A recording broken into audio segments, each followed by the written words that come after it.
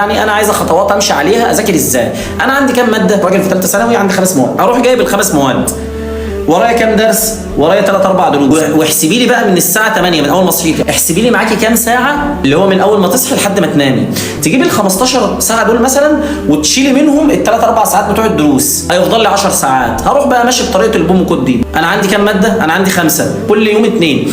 حلو قوي. طب هروح اعمل ايه يا مستر؟ ندي مثلا الماده دي ساعتين 3، ندي الماده دي ساعتين 3، اذاكر نص ساعه وافصل 5 دقائق، اذاكر ساعه وافصل ربع ساعه. زهقت؟ مفيش بقى زهقت بقى، انت بتذاكر ليه؟ عشان انت لازم تذاكر. ليه؟ عشان انت عايز تنجح. مش عاجبك اقعد في المطبخ جنب امك، ما تتعبناش معاك. خرجت وعايز تذاكر ذاكر. جو بقى اصل مستني الشغف يجي لي، اصل مستني حد يجي من تحت كده يزغزغك ويقول لك يلا يا حماده. مفيش الكلام ده. هي الحياه قاسيه وبتديك بالجزمه وانت لازم تكمل، وانت بتاخد بالجزمه. ولو هتعيط وهتصيح صيح وعيط وانت شغال، ما تقعدش في جنب وتقعد تعيط. مفيش وقت.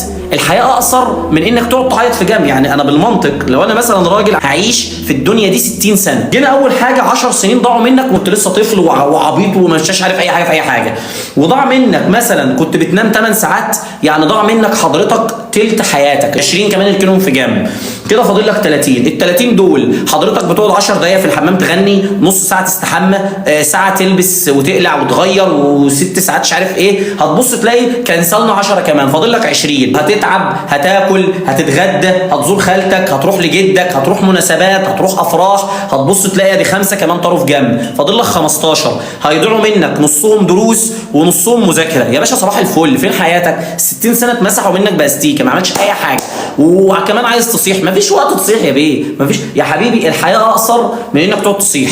احنا بنعمل ايه؟ نشتغل في صمت وبنكمل. خدت بالجزمه بتكمل، حصل حاله وفاه البقاء لله وبتكمل، تعبت الحمد لله وانت تعبان بتكمل، خدت اجازه وبتتفسح وانت بتتفسح بتكمل. مفيش وقت انك تقعد تصيح. صيح وانت شغال. فانت دورك دلوقتي انك طالبه، يبقى تذاكري. شغف مش شغف، حياه مش حياه، اصل ما عنديش نفس، اصل مش جعانه، اصل مش، مفيش الكلام ده. احنا بناكل عشان نعيش، مش باكل عشان جعان ومش جعان، دي مرجعه. احنا بنذاكر علشان انجح، عشان لما اجي قدام ربنا واتسال اقول له انا عملت اللي عليا. انما جو انك هتستنى الشغف يجي لك، مفيش يا حبيبي شغف جاي لك يا بابا. الشغف ده وهم معظم الناس مخترعاه. اصل احبطوني، اصل كسروني. يا باشا هو مين اصلا حد بيشجعه؟ نسبه كام 1% في البشريه دي اللي بتتشجع؟ يا باشا صباح الفل.